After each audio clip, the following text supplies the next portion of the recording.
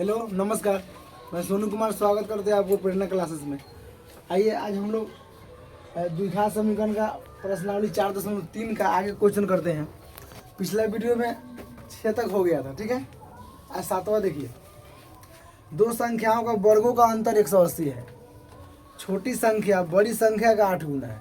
बताए थे जिससे जो 8 गुना हो कम हो उसी को पहले मानेंगे। किससे कम है तो बड़ी संख्या का 8 गुना है, तो पहले बड़ी संख्या मानेंगे। तो मान लिए बड़ी संख्या x मान लिए और छोटी संख्या y मान लिए। तो कह रहा है छोटी संख्या का वर्ग मतलब इसका स्क्वायर बड़ी संख्या का x का 8 गुना है। का मतलब गुना, ठीक है। समीकरण 1 हो गया, ठीक है। अब कहता है कि दोनों संख्याओं का वर्गों का अंतर मतलब दोनों संख्या को स्क्वायर किया जाएगा और अंतर मतलब घटाओ 180 है, ऐसा समझ में। अब इसको हल करिए। एक्स स्क्वायर अब वाई स्क्वायर का मान कितना है 8x यहाँ रख दिए, ठीक है। अभी कहाँ से आया यहाँ लिख देंगे बगल में समीकरण 1 से। समीकरण 1 से देखिए रीजन बगल में लिखना पड़ता है। जो कुछ आप ला रहे हैं अपना से रीजन बगल में लिखना पड़ता है कहाँ से आया।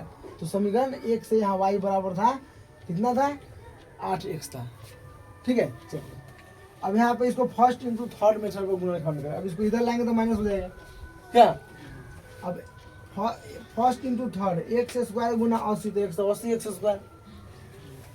स्क्वायर गुना 80। अब तोड़ेंगे इसको इतना आएगा ना। अब इसको दो भाग में बांटेंगे 5 दूना 10 3 दूना 6 3 का 18। तब देखो एगो 18 आया एगो 10 आया। तो यहाँ पे हमको क्या चाहिए माइनस चाहिए। क्या चाहिए यहाँ पे हमको माइनस चाहिए। यहाँ पे माइनस में 8 चाहिए। तो 18 में से अगर 10 हम लोग घटा दें या प्लस में होगा 18 को x में से 10 को x घटा देंगे हम लोग 8x आ जाएगा है। तो यही किए हैं, ठीक है।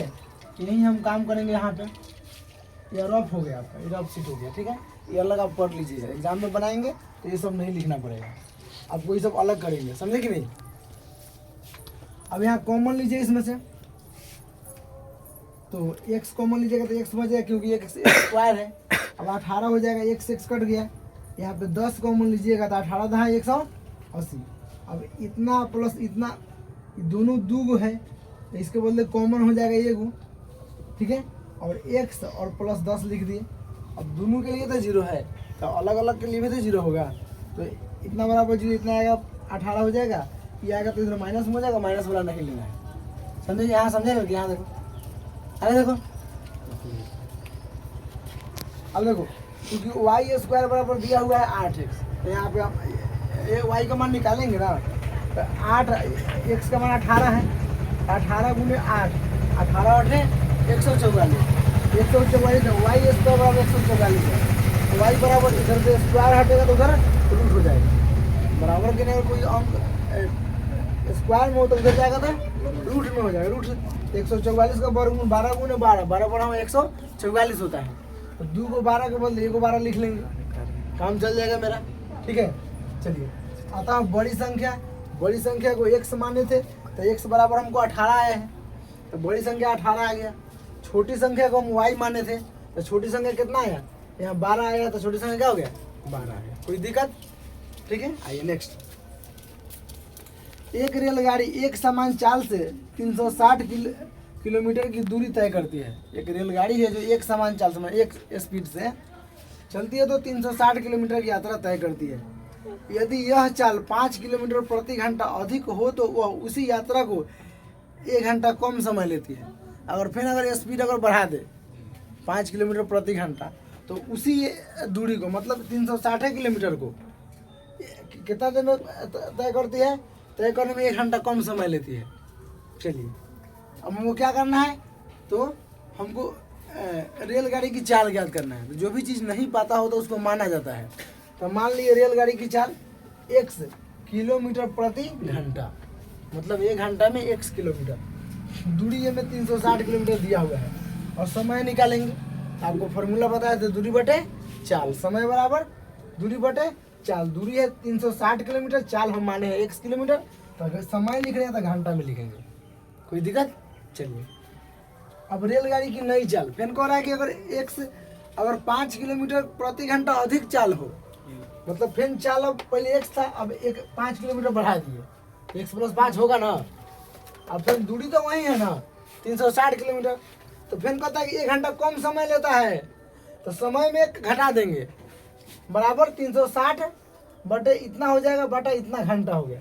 अब यहाँ देखिए, चूंकि समय बराबर यहाँ क्या है, समय हम कितना निकाले थे 360 बटे x निकाले थे, तो समय के जगह पर इसको यहाँ रख दिए, -1 रहबे करेगा, इतना है ले। अब देखिए इस टर्म को हम उधर कर देंगे, माइनस में तो प्लस में आ जाएगा, इधर प्लस में है तो माइनस में आ जाएगा। अब बाटा का जोड़ निकाल लो और द्विघात समीकरण बना के हल कर लो। अब उसमें हम भाग देंगे, x से भाग देंगे तो x कट जाएगा, इतना बच जाएगा, इसमें गुना हो जाएगा। अब फिर इतना से भाग देंगे नीचे वाला से, तो ये कट के आपको इतना में जाएगा, गुना हो जाएगा। चलिए ठीक है, उधर देख लेंगे, ठीक है। अब यहाँ देखिए, इसमें गुना होगा तो इतना x, इससे गुना करेंगे तो 1800, इतना हेले है। अभी प्लस माइनस कट गया, 1800 बच गया। अब इसमें गुना कर देंगे x² और 5x, ठीक है। अब क्या करें, कोड़ा करें, गुना कर देंगे ऐसे, तो 1 से गुना होगा, सेम हो गया, ऐसे 18 हो गया। देखिए यहाँ पर माइनस नहीं होगा, चूँकि यहाँ प्लस न है। अब इसको यहाँ लाएंगे तो माइनस हो जाएगा, ठीक है। मतलब इधर क्या है, प्लस में है ना, यहाँ पर प्लस है तो गुना हो रहा था, अभी प्लस में ना होगा, तो इधर जाएगा तो माइनस में हो गया। यहाँ इस टर्म को आप कर लीजिएगा फिर से। अब इधर आएगा तो माइनस में हो गया। अब वही फर्स्ट इंटू थर्ड में थर्ड, पहला तीसरा को गुना करेंगे। ऐसा हिसाब से बांटना है कि जोड़ दे चाहे घटा दे, बीच वाला आ जाना चाहिए। कितना आ जाना चाहिए, 5x आ जाना चाहिए। अब इसको पहले गुना करते हैं, तो 1800 गुना x², तो कितना हो जाएगा, 1800 x² हो जाएगा। अब पहले अंक को तोड़िए, तब x² को तोड़ेंगे, तो अंक को तोड़ेंगे तो कितना हो जाएगा, 9 से 450 टूटेगा इसे। अब देखो 5 दूना 10, 2 दूना 4, दूना 8, 5 40, 4 को है कितना है 45 ना, 3 3 9, 9 5 45 हो जाएगा। एक हो जाएगा 5 दूनी 10, 20 दूनी 40, तो मतलब एक 40 आ गया, 45 है। लेकिन यहाँ पे प्लस चाहिए, तो बड़ा वाला को प्लस कर देंगे, छोटा वाला को माइनस करेंगे। घटाने पर यहाँ 5 आएगा क्या। अब इस टर्म को हम बीच में लिखेंगे, पहला उसी तरह रहता है, लास्ट वाला उसी तरह रहता है। अब कॉमन ले लीजिए, x कॉमन लेंगे, x कट जाएगा, x बचेगा। अब x कट गया तो कितना बच गया, यहाँ माइनस कॉमन लेंगे, -2 है तो इसमें अंदर वाला प्लस हो जाएगा। जब कॉमन लीजिएगा तो यहाँ 2 माइनस है ना, तो अंदर प्लस हो जाएगा। अभी दोनों सेम है तो ये को लिख दीजिए, और इसको एक बार लिख लीजिए। दोनों के लिए = 0 है, दोनों के लिए 0 है, तो अलग अलग के लिए भी तो 0 होगा। इधर आएगा तो माइनस में 45, इधर आएगा तो सीधे 40 हो गया। माइनस वाला को नहीं लेना है, जो संभव नहीं है, जो संभव नहीं। अतः रेलगाड़ी की चाल कितना है, x = 40 आया है, तो रेलगाड़ी की चाल कितना होगा, 40 किलोमीटर प्रति घंटा। मतलब 1 घंटा में 40 किलोमीटर वह चलेगी, कौन, रेलगाड़ी, ठीक है। अब यहाँ देखिए 9 नंबर देखिए, 2 पानी के नल एक साथ एक हौज को 9.3/8 घंटे में भर सकते हैं। तो 2 गो नल है जो किसी हौज को कितना में भर सकता है, इतना घंटे में भर सकती है। बड़े व्यास वाला नल हौज को भरने में कम व्यास वाले नल से 10 घंटा कम समय लेती है। तो प्रत्येक द्वार अलग अलग भरने में समय ज्ञात कीजिए, ठीक है। मान लिए छोटा नल द्वारा हौज भरने में लगा समय 1 घंटा, उसी तरह फिर हमारे बड़े नल द्वारा हौज भरने में लगा समय, तो कथी कर रहा है कि आपको क्वेश्चन में कह रहा है कि कम व्यास वाला नल, ठीक है, कम व्यास वाला नल बड़े व्यास वाला नल हौज भरने में छोटे व्यास वाले से 10 घंटा कम समय लेती है। तो छोटा व्यास वाला 1 घंटा में नल को हौज को भरता है, तो इससे 10 घंटा कम समय ले रहा है बड़ा नल वाला, तो इसमें 10 घंटा घटा देंगे, ठीक है। चलिए अब यहाँ देखिए, अब इसको आपको क्या लिखना है। अगर मान लिया आपको एक हौज को 1 घंटा में भर रहा है, 1/x हो जाएगा। और यह जो है x माइनस 10 घंटा भरता है। तो एक हौज है, इसको भर रहा है, तो यहाँ इसको बाटा में नीचा करेंगे, ठीक है। यहाँ आपको इतना समय लग रहा है, कितना 9.3 तो इसको भी उल्टा ही रखेंगे, ठीक है। अब इसको पूर्णांक तो लेंगे, 9 × 27, 9 × 72, 3 × 75/8 हो गया। अब इसको आप बाटा का जोड़ कर लेंगे, x इंटू इतना एलसीएम होगा, दोनों का एलसीएम इतना ही ना हो, 1 से भाग देंगे ये बच जाएगा, और इससे भाग दीजिएगा तो ये बच जाएगा 1x 2x और -10। अब इसको गुना कर लिए, x² - 10x। अब बाटा का मतलब भागा होता है, बाटा का मतलब भागा होता है। अब भागा को गुना में चेंज करेंगे तो 8 ऊपर चल जाएगा, 75। इसमें से 2 कॉमन लेंगे, 2 पंजे 10 हो जाए, 2 से करिए 2 चौके 8। अब गुना करिए, क्रॉस मल्टीप्लिकेशन। अब बच गया कितना, x - 5 बच गया, 100 - 10 बच गया, 4/75 बच गया। अब इसको क्या करेंगे, आधा 3 से गुना करेंगे, ऐसे गुना करेंगे तो कितना हो जाएगा 4x² और 4 दाएँ 40x। ऐसे गुना होगा तो 75x 375 हो जाएगा, ठीक है। 4x² 40, इधर आएगा तो माइनस में, इधर आएगा तो प्लस में, = 0 आ गया, ठीक है। अब यहाँ दोनों माइनस में से जोड़ लेंगे, माइनस में रहने पर जुट जाता है टर्म, ठीक है। अभी जुट गया, अब इधर ही माइनस में, इधर आएगा था प्लस में, ये टर्म इधर प्लस में माइनस में हुआ है, समझे ना। चलिए अब इसको हम फर्स्ट इंटू थर्ड मेथड पर पुनर्खंड करेंगे।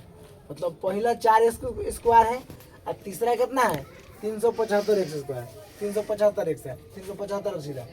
तब पहला को तीसरा को गुना करना है पहले।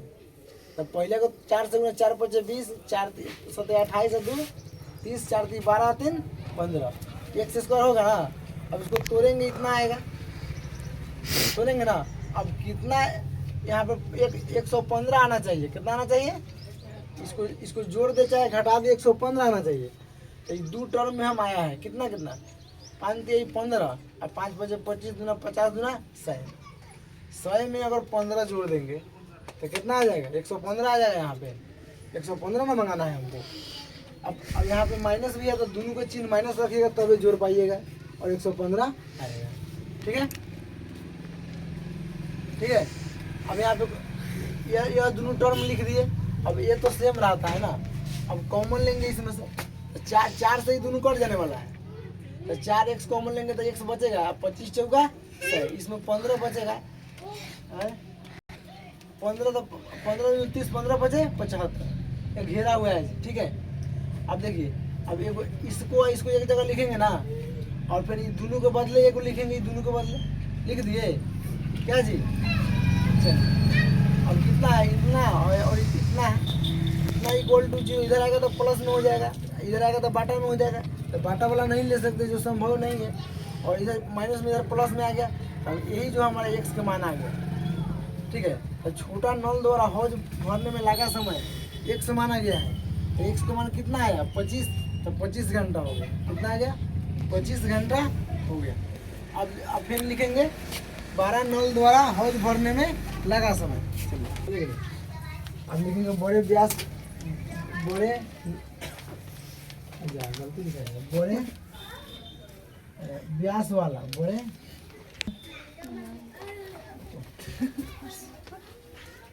बड़े व्यास वाले नल द्वारा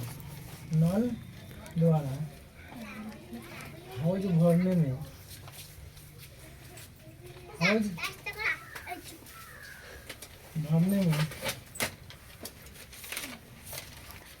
लगा समय। बड़े व्यास द्वारा नल भरने में लगा समय, हौज भरने में लगा समय कितना था, x - 10 था। यहाँ देखो x का मान कितना है, समझो पहले x का मान 25 आया है, और 10 घटाओगे तो कितना आ जाएगा 15 घंटा। तो छोटा नल जो है कितना देर में भरेगा हौज को 25 घंटा, और बड़ा नल को 10 घंटा लग जाएगा, समझे कि नहीं। चलिए अब इसमें आगे है, देखिए सभी आदमी समझिए। पहले मैसूर और बेंगलोर के बीच में 132 किलोमीटर यात्रा करने में एक एक्सप्रेस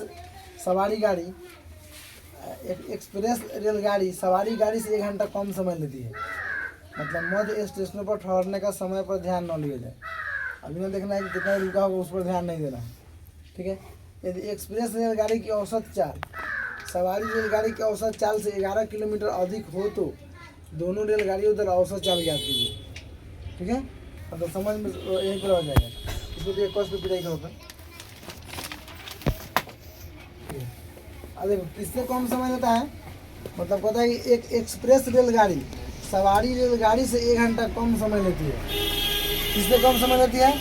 सवारी रेलगाड़ी से 1 घंटा कम समय लेती है। तो पहले सवारी गाड़ी की चाल मानेंगे। ठीक है, किसको मानेंगे? सवारी गाड़ी से 1 घंटा कम समय लेती है ना। ठीक है, यदि एक्सप्रेस रेलगाड़ी की औसत चाल अगर 11 किलोमीटर अधिक हो तो दोनों रेलगाड़ी का औसत चाल ज्ञात करें। ठीक है, तो हम पहले लिख रहे हैं माना कि सवारी गाड़ी की औसत चाल लिखे हैं, यहाँ लिख देंगे हल, माना कि सवारी मतलब लोकल ट्रेन, सवारी रेलगाड़ी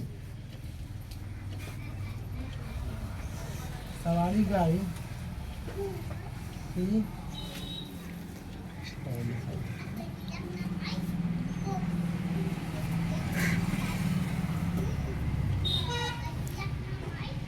किलोमीटर प्रति घंटा। ठीक है, अब लिखेंगे एक्सप्रेस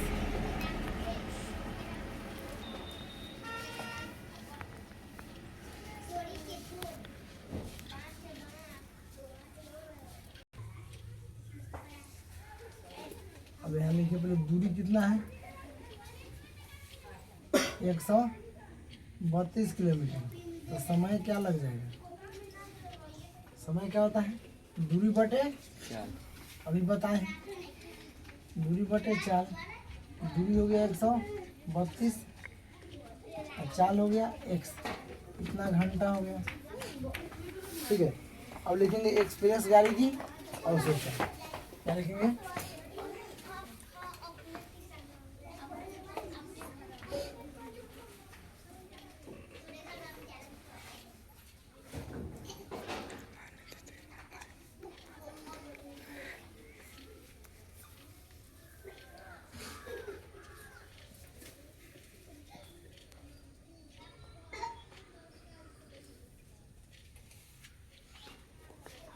कौन है?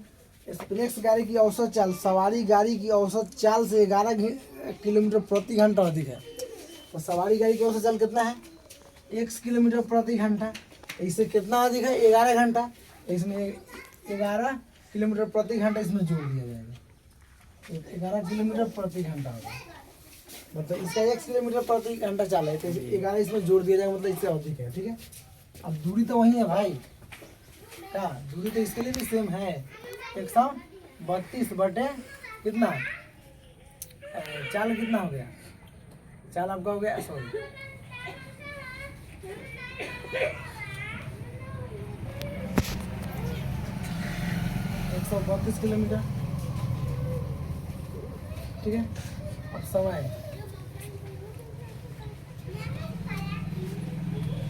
जो है 1 घंटा कम लगता है। समय को दिखा रहा है 1 घंटा कम समय लेती है ये वाला इससे। ठीक है, कितना हो जाएगा? फिर वही बात, दूरी बटे चाल 132 बटे हो गया x प्लस 11 घंटा। समय जब भी लिखा जाएगा बाबू घंटा में लिखा जाएगा। अब यहाँ देखिएगा समय यहाँ कितना है? 132 बटे x है माइनस 1 बराबर ये कितना हो गया? 132 बटे x प्लस 11।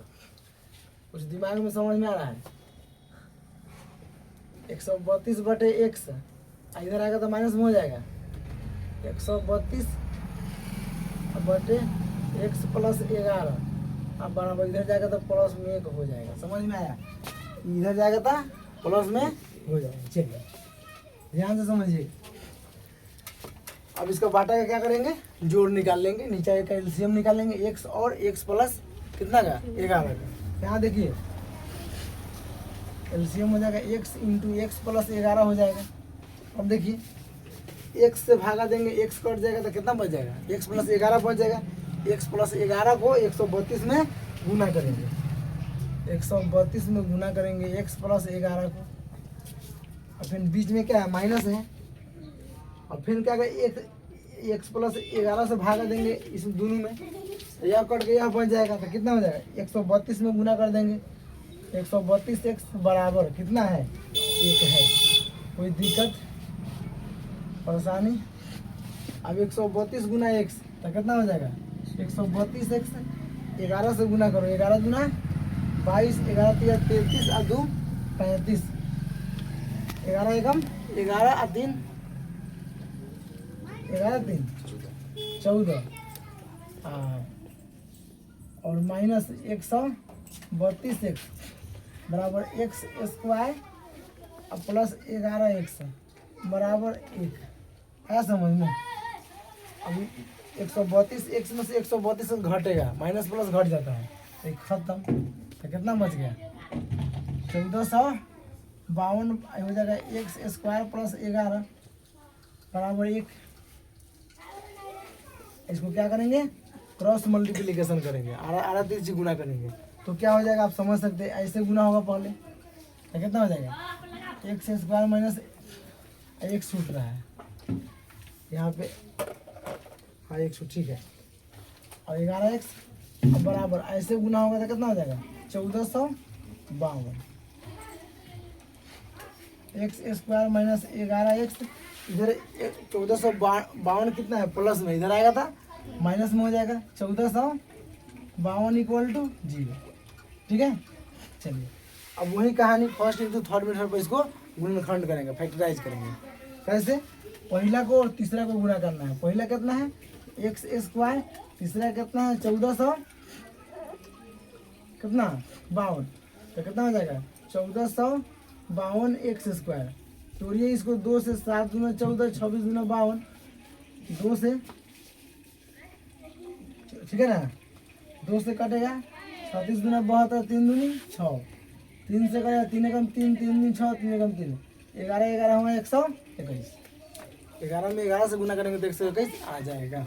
ठीक है, अब इसकी रफ सीट है कि आप इसको समझने के लिए लिख रहे हैं, आप परीक्षा में इसको नहीं लिखिएगा।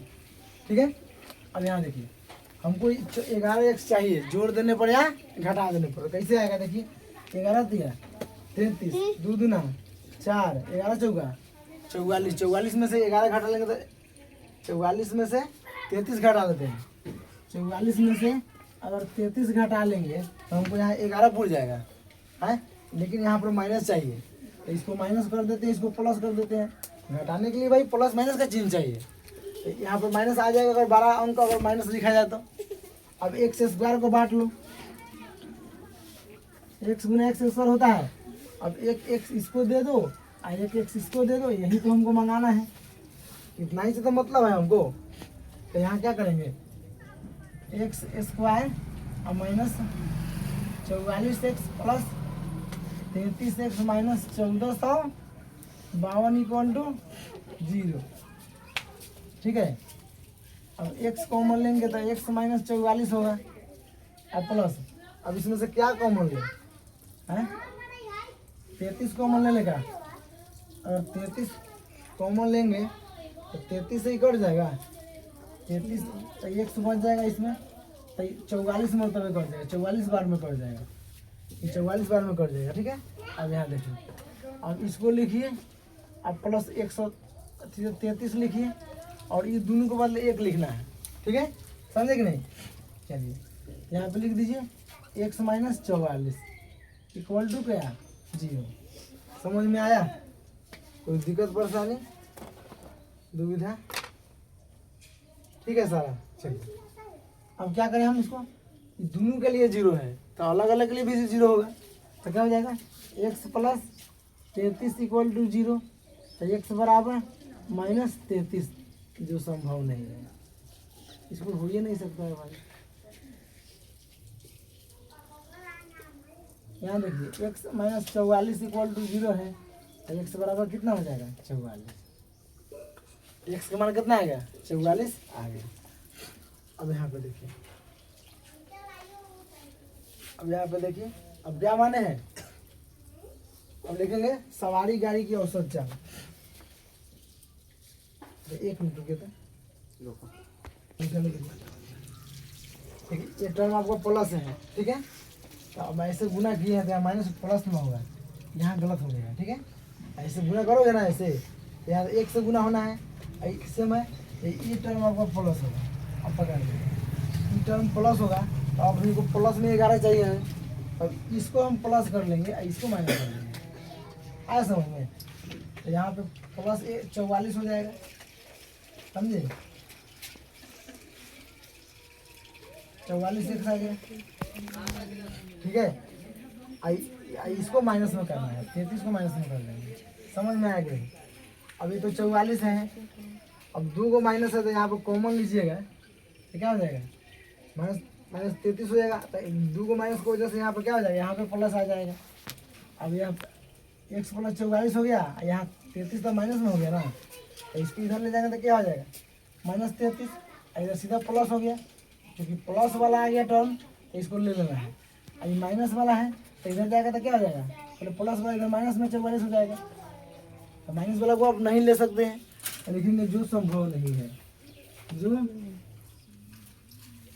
संभव नहीं है, मतलब इसको आप नहीं ले सकते हैं, ठीक है। अब रेलगाड़ी की चल माइनस में थोड़ा चल जाएगा, ठीक है। अब यहाँ देखिए, अब लिखेंगे रेलगाड़ी, अब यहाँ लिखेंगे सवारी गाड़ी की औसत चाल, अतः सवारी गाड़ी की औसत चाल, औसत चाल बराबर x किलोमीटर प्रति घंटा है, देख रहे हैं। तो x का मान कितना आया है, 33 आया है, तो 33 किलोमीटर प्रति घंटा हो जाएगा। अब किसका, अब एक्सप्रेस गाड़ी की औसत चाल, अब लिखेंगे एक्सप्रेस गाड़ी की औसत चाल। अब एक क्या है, x प्लस 11 है किलोमीटर प्रति घंटा। अब x का मान 33 है, इसमें 11 जोड़ दीजिए, कितना हो गया, 44 किलोमीटर प्रति घंटा। मतलब एक्सप्रेस गाड़ी की औसत चाल कितना होगा, 33 किलोमीटर प्रति घंटा, मतलब 1 घंटा में 33 किलोमीटर जाएगी। वही एक्सप्रेस गाड़ी 1 घंटा में 44 किलोमीटर जाएगी, समझ में आया कि नहीं, कोई दिक्कत। आइए एक और सवाल है, ठीक है। दो, अभी इसके साथ क्वेश्चन खत्म हो गया। 2 वर्गों के क्षेत्रफलों का योग 468 मीटर स्क्वायर है, यदि उनके परिमापों का अंतर 24 हो तो दोनों की भुजाएं ज्ञात कीजिए। मतलब 2 को क्या है, वर्ग है, पहले समझ लीजिए, ठीक है। जब भी वर्ग की बात,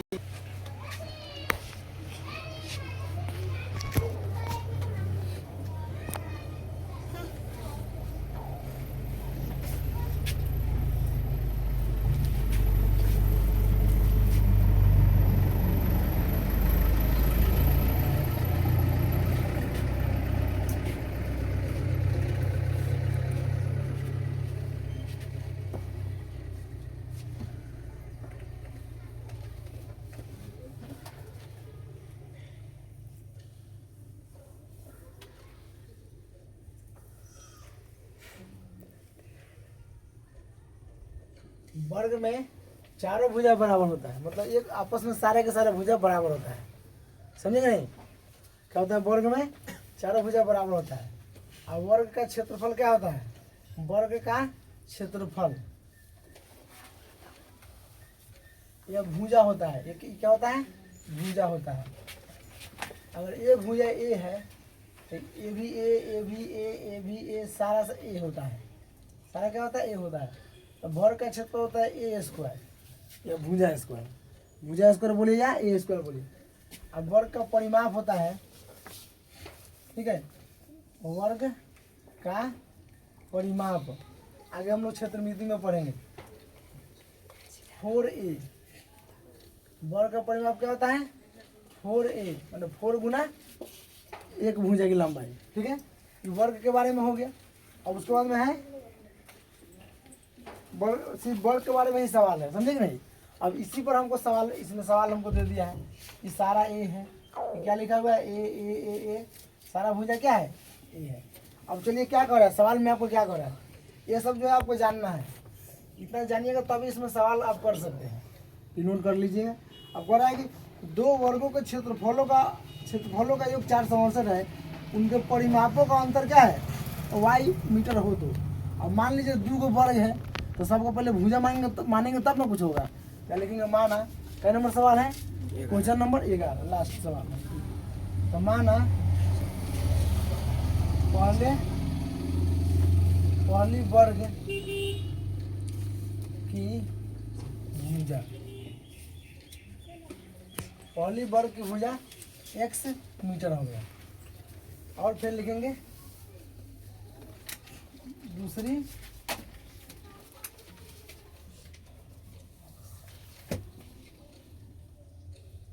वर्ग की भुजा y मीटर हो गया। दूसरी वर्ग की भुजा y मीटर हो गया। तो प्रश्न क्या कर रहा है कि उनके परिमापों का अंतर 24 है। मतलब दोनों जो भुजा हमारे प्रश्न से लिखते हैं, प्रश्न से अरे इस दोनों के परिमाप का अंतर था। अभी वही परिमाप कथी बताया, वर्ग का परिमाप क्या होता है, 4a होता है। क्या होता है, 4a। तब ये तो यहाँ x मान लिया है इसका भुजा, तो क्या लिखेंगे, 4x माइनस 4y बराबर कितना, उनके परिमापों का अंतर 24 है। मतलब वर्ग का परिमाप 4a होता है, तो 4x फिर 4y बराबर कितना, 24 हो गया। परिमापों का अंतर 24 है, आया समझ में ना। अब 4 कॉमन ले लीजिए, तो x माइनस वाई बराबर कितना, 24। 4 से कट गया, 4 छक 24 से क्या बच गया, x माइनस वाई बराबर 6 आ गया। अगर हम सीधा x बराबर लिखे तो 6 प्लस वाई हो जाएगा। मतलब बराबर के नहीं प्लस में है, माइनस में दिया है, प्लस में हो जाएगा। किसका माना गया, x का। समीकरण 1 आ गया। ठीक है, चलिए आगे क्या करा है, दोनों वर्ग के क्षेत्रफलों का अनुपात 468 है। दोनों वर्ग जो है इसका क्षेत्रफलों का अनुपात 468 है। अभी देखिए, तो वर्ग का क्षेत्रफल क्या होता है, भुजा स्क्वायर, ए स्क्वायर बोलिए या भुजा स्क्वायर, तो उनके क्षेत्रफलों का अनुपात। वर्ग का क्षेत्रफल क्या होता है, प्रश्न से। अब फिर प्रश्न से लिखते हैं। अब इसके क्षेत्रफलों का अनुपात, क्षेत्र वर्ग का क्षेत्रफल होता है ए स्क्वायर, पता है ना। तो ए स्क्वायर योग कह रहा है, क्षेत्रफलों का योग करते हैं, योग कहते हैं जोड़ देंगे। ठीक है, कितना है, और वाई स्क्वायर बराबर कितना है, 468। आया समझ में। अब इसको क्या करना है, हल कर लेना है। ठीक है, आइए समझिए, उधर से हल कर करो। तो क्या रखेंगे, 6 प्लस वाई, चूंकि इसमें स्क्वायर था इसमें भी स्क्वायर। अब वाई के जगह पर वाई बराबर 468। अब first A square plus B square पर इसको तोड़ देंगे। ए प्लस बी का उसका पता है क्या बताए थे, ए प्लस बी का होल स्क्वायर। क्या बताए थे, A square plus 2ab plus B square बताए थे। अब ए का मान कितना है, 6, तो 6 का स्क्वायर 2, ए का मान कितना है 6, और बी का मान वाई, और प्लस बी स्क्वायर यानी वाई स्क्वायर, और प्लस ई वाई स्क्वायर बराबर 468। आ रहा है समझ में।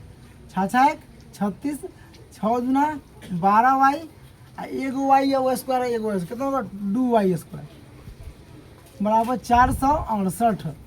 कोई दिक्कत। अब देखिए पहले 2 वाई स्क्वायर लिखिए सिस्टम से, और फिर लिखिए 12 वाई। ठीक है, और फिर यहाँ पर कुछ नहीं था प्लस, तो प्लस 36, इधर से लाइए 468। अब इधर से आके इधर आ गया तो क्या हो जाएगा, माइनस में हो गया, यहाँ पे 0 बच गया, उधर कुछ नहीं बचा। अब यहाँ देखिए 2 वाई स्क्वायर प्लस 12 वाई, 8 में से 6 हो गया कितना 2, और 3 में से 6 में से 3 गया 3, आई कितना 4, क्या जी बराबर 0। ये सारा का सारा 2 से कट जाने वाला है, कटने वाला है, बोलिए। तो क्या करेंगे, 2 कॉमन लेंगे तो क्या बच जाएगा, 2 एकम 2 हो गया, 2 छक 12, और 2 दूनी 4, 16 दूनी 32 इक्वल टू 0। क्या दिक्कत। अब देखो Y square plus 6y minus 216 बराबर 0/2 आ गया। मतलब बराबर के गुना में था, बराबर के नहीं आएगा तो बाटा में आ जाएगा, यानी भागा में आ जाएगा। ठीक है, चलिए। अब Y square plus 6y minus 216 बराबर 0 हो जाएगा। अब यहाँ 0 आ गया। अब इसको हम लोग करेंगे फर्स्ट इंटू थर्ड मेथड पर गुणनखंड। पहला को तीसरा को गुना करेंगे, तोड़ के ऐसे हिसाब से लिखेंगे, जोड़ दे चाहे घटा दे, मुझे कितना आना चाहिए 6y आ जाना चाहिए। अब इसको मिटा दे, कोई काम नहीं है। चलिए अब क्या करते हैं, इसको पहला कितना है y², तीसरा कितना है 216, इसको गुना करेंगे तो 216y² होगा। 2 से काटिए 108 हो गया, 2 से काटिए 54 हो गया, अरे 8 है भाई। 2 से काटेंगे 108 हो गया, 2 से काटेंगे 54 हो गया, 2 से काटेगा 27 हो गया, 3 से काटेंगे 9 हो गया, 3 से काटेंगे, ऐसा समझ में। अब इसको कितना आना चाहिए हमको 6 आना चाहिए। 6 कैसे आएगा देखते हैं। 3 तिहाई 9, 9 दूनी 18, 2 दूना 4, 4 तिहाई 12, 18 में से 12 गया 6 आ जाएगा, तो एगो हो जाएगा 18, एगो हो जाएगा 12। अब बात है y को बांटना है, y² को बांटना है भाई, तो y गुना y इसको होता है, तो एगो y इसको दीजिए, एगो y इसको दीजिए। अब यहाँ पे प्लस चाहिए, तो 12 वाला का भाई प्लस रखेंगे, छोटा वाला को माइनस रखेंगे, तब ना आएगा। चलिए अब हम इसी बात को बीच में लिखेंगे। अब इसको तो जो कहते हैं लिखते हैं y²। अब इसके बदले वहाँ क्या लिखेंगे 18y minus 12y minus 216 equal to 0। आ समझ में। अब इसमें कॉमन ले लीजिए। कॉमन कैसे लेंगे, दोनों में y मिल रहा है ना, तो y कॉमन लेंगे। y कॉमन लेंगे तो y प्लस 18 हो गया। अब इसमें माइनस कितना, अब इसमें क्या लेंगे माइनस 12 कॉमन लेंगे तो y हो गया, और माइनस माइनस प्लस हो गया। अब 12 से इसको भाग देंगे तो 12 एकम 12, 12 एकम 12, तो 9 बच गया, 12 8 96 इक्वल टू 0। आया समझ में। अब बच गया y माइनस 12 बच गया, इसको लिख लेंगे। ये दोनों सेम है तो इसके बदले 1 लिखेंगे। यहाँ देखो बोकार है इक्वल टू 0। अब गुणनखंड तो हमारा निकल गया, लेकिन हमको क्या निकालना है, हमको निकालना है x y का मान निकालना है। ठीक है, इसको आप रफ शीट में उतार लीजिएगा। अब यहाँ लिखिए y माइनस 12 इक्वल टू 0, तो y बराबर 12 आ गया, y बराबर लिखेंगे y प्लस 18 इक्वल टू 0, तो y बराबर माइनस 18। और माइनस वाला ले नहीं सकते हैं, तो लिखेंगे जो संभव नहीं है, जो संभव नहीं है। अब क्या माने थे आप, क्या माने हैं। अब इसका अब y का मान क्या, y का मान आया है ना, अब y का मान इसमें रख लीजिए। अब लिखेंगे y का मान समीकरण 1 में रखने पर, समीकरण 1 क्या है बोलिए, x बराबर कितना है 6 प्लस y, 6 प्लस y। अब देखो यहाँ पे 6 प्लस y का मान कितना है 12, तो 12 6 18, ठीक है 12 6 18। अब माने हैं कथी, अब देखिए पहली वर्ग की भुजा, अतः पहली वर्ग की भुजा कितना माने थे, x मीटर माने थे, और x का मान आया कितना हमको 18 आया, तो बड़ी भुजा 18 मीटर का हो जाएगा, और छोटी बड़ी वर्ग की भुजा, छोटी वर्ग की भुजा चाहे पहली वर्ग की भुजा, दूसरी वर्ग की भुजा, दूसरी वर्ग की भुजा, दूसरी वर्ग की भुजा बराबर कितना हो जाएगा बोलो, क्या माने थे y माने थे ना, y मीटर माने थे। अब y का मान कितना आया है 12 आया है ना, तो दूसरी वर्ग की भुजा कितना हो जाएगा 12 मीटर, एगो 12 हो गया, एगो 18 हो गया, कोई दिक्कत। अब इसी के साथ आपका चैप्टर जो है क्या हो गया, खत्म हो गया, प्रश्नावली ठीक है ना, 403 खत्म हो गया। अब इसके बाद में एक और एक्सरसाइज है आपका 4.4, ठीक है, एक दिन और लगेंगे इसको ख़त्म करने में, ठीक है। आप लोग इसको बनाइएगा और प्रैक्टिस कीजिएगा। आपको याद रहेगा, ठीक है। एग्जाम में तब बनेगा आपको, ठीक है।